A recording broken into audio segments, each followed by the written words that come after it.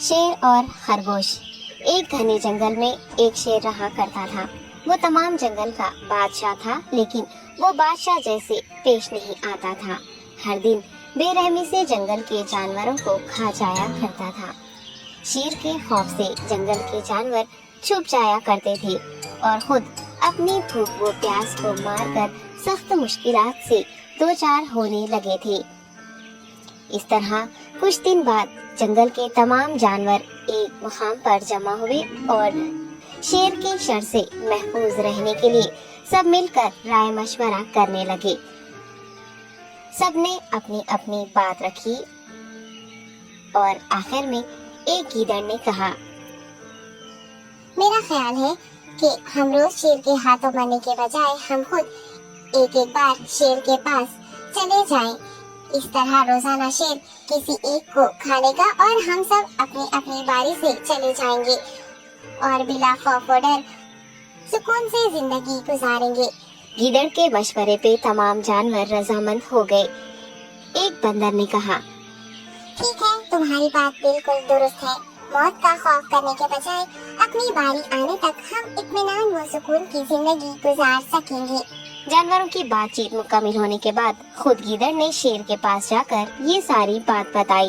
गीदड़ की बातें सुनने के बाद शेर ने कहा, मैं बादशाह हूँ, इसलिए तुम सब की बात मान रहा हूँ, लेकिन एक बात गौर से सुन लो। अगर किसी दिन मुझे जानवर मिलने में ताखिर हो जाए तो मैं खामोश नहीं बैठूंगा और दोबारा तुम सब पर हमला करना शुरू करूंगा। शेर ने बड़े गुस्से से ये सब कहा। शेर की बातें सुनकर गीदड़ ने सर हिलाते हुए हामी भर दी और वहाँ से चला गया। उस दिन के बाद एक एक जानवर बिला नागा अपनी अपनी बारी के मुताबिक शेर के पास जाने लगे और शेर सुकून से अपने पास आने वाले जानवरों को मारकर अपनी भूख मिटाने लगा। ये मामला ऐसे ही चल रहा था और एक दिन शेर के पास जाने की बारी एक खरगोश की आई। वो खरगोश बहुत ही होशियार था। उसे शेर के पास जाना मंजूर नहीं था और उसने अपने साथी जानवरों को बेरहमी से मारने वाले शेर को सबक सिखाने की ठान ली और एक अच्छी तदबीर निकालकर आहिस्ता आहिस्ता शेर की गुफा के पास पहुंच गया। ताखीर हो जाने से शेर काफी गुस्से में था और खरगोश को देखकर गुस्से से कहने लगा, मैंने तुम सबको पहले ही कह दिया था, देर हो जाए तो मैं खामोश नहीं बैठूंगा। तुमने वादा खिलाफी की है, इसलिए मैं जंगल जाकर मनचाहे जानवर का शिकार कर खा जाऊंगा। तब खरगोश ने शेर से कहा, माफ कर दीजिए बादशाह, सलामत गलती हो गई और इसका एक वाजिब सबब है। इत्मीनान रखिए, मैं बयान करता हूँ, आप सुनिए और उसके बाद आप आराम से मुझे मार कर खा लें। शेर ने फिर गुस्से से कहा, वो क्या बात है, जल्दी बताओ।